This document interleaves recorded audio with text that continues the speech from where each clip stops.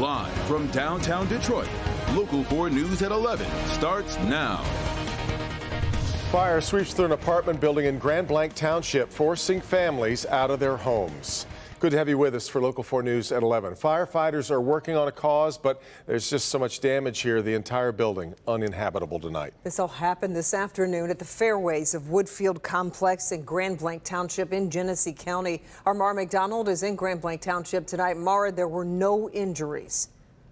Luckily, there was a sharp-eyed neighbor who realized what was going on here and went floor by floor, door to door, knocking, getting everybody out of here, which means when firefighters rolled up on the scene, everybody was already out. First came billowing clouds of thick smoke and then the flames. I opened up my door and turned and looked, and all like I said, it was black smoke, red flames over the building. Neighbors raised the alarm. We ran in the buildings. My niece called 911 for me. I went to the very top floor where the fire was coming from.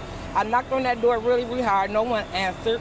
So I went across the hall, knocked on the guy's door over there. He answered. I let him know, you need to get out. So we went from floor to floor. Firefighters got here quickly. The problem that you have with this, thank God there wasn't too much wind today, but what happens is this fire gets large enough and it starts traveling the attic space. The entire building is out of commission, the upper floor because of smoke and flames and a partial roof collapse. The rest of the building has major water damage. 16 units are affected. The Red Cross and the apartment management company have found temporary shelter for those who need it. I know that the Grand Blanc community will come together and do things. Red Cross was on scene today, but I mean, just not it being my family, anything. There's been so much loss and struggle over the last 2 years that it's heartbreaking what happened. As far as what caused all of this, Chief says a whole lot more investigation needs to be done. We're in Grand Blanc Township. I'm Mara McDonald, Local 4. Okay, Mara, thank you. We are following some breaking news just in from Oxford, where the community schools superintendent has resigned. The board voted tonight to accept Ken Weaver's resignation. Prior to his role as superintendent, Weaver spent 19 years serving the school district. Weaver cited health issues for his resignation. The assistant superintendent of elementary instruction will serve as interim while the board hires a professional search firm to find a permanent replacement. An increase in school threats has Bloomfield Hills schools and law enforcement teaming up with a warning to all parents and students. Pamela Osborne live tonight in Bloomfield Hills. The message here is pretty clear, Pam. Devin, it certainly is. These threats are becoming a huge problem, so much so law enforcement officials, people here at the school district of Bloomfield Hills, as well as the prosecutor, all came together just to remind people and give a warning about what happens and the serious consequences when you phone in one of these threats. From October 2020 to October 2021, a single threat was made against an Oakland County school. What's happened in the year after is alarming.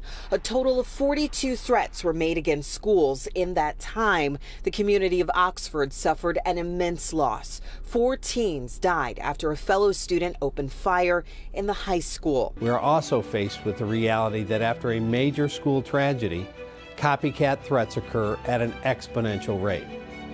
Districts throughout our county have seen just that. Each and every threat is investigated, then turned over to the prosecutor's office. Those threats have severe consequences for the entire community. Those threats don't just scare students, faculty, staff, and parents. They also draw an intensive and appropriate response from law enforcement. Prosecutor Karen McDonald says students caught making threats sometimes say it's a joke. It's not. A false report or threat of terrorism carries a 20-year felony. That's in addition to suspensions or even expulsion. And there are other things that you can do as a parent. Here's some tips that were passed along by those officials in that announcement there. First, secure your weapons that you have at home. Know the passcodes to get into your children's phone. Also, make sure to check their social media pages regularly. Parental control apps, there are some that you can place on your kid's phone, and report any threats that you hear immediately. There's one more thing you can do. There's a website you can check out with more information. It's protectyoungeyes.com. We've posted all this information on our website. Click on Detroit.com. Reporting live tonight in Bloomfield Hills, I'm Pamela Osborne, Local 4. Yeah. All right, Pam. A Michigan State hockey player speaking out tonight about a racist incident on the ice and calling on the NCAA to do more. Dearborn native jogger Joshua says an Ohio State player used a racial slur multiple times against him during the game on November 11th. That player was thrown out of the game, but Joshua says no other disciplinary action has been taken, and it sends the wrong message. The referee hurt himself, so I don't know if they necessarily don't believe me, but their decision was there wasn't enough evidence to go further. Over the years, I've obviously been the lone African American in a lot of locker rooms. I've heard all types of language that discourages other kids like myself from playing. Joshua says this incident makes him want to change the culture of how the game is played. Ohio State University has not commented. Governor Whitmer announcing today she's appointed Kyra Harris Bolden to become the first black woman to serve on the Michigan Supreme Court. She's going to fill the seat left empty by Justice Bridget McCormick. She announced her retirement back in September. Bolden is a state lawmaker from Southfield, licensed attorney now for 8 years, but also a Democratic nominee for the Supreme Court back in November's election. She lost that race. She'll sit the court anyway. She will now join the court in January after her House term expires. This appointment is without question a great honor, and I want to thank Governor Whitmer for the faith she has placed in me here today. Thank you, and thank you very much. Of course, an emotional afternoon. If Bolden wants to keep the seat through 2028, she'll have to run again in 2024. President Biden is coming back to Michigan next week. The president will visit Bay City Tuesday. According to reports, Biden will visit SK Siltron. It's a semiconductor manufacturer.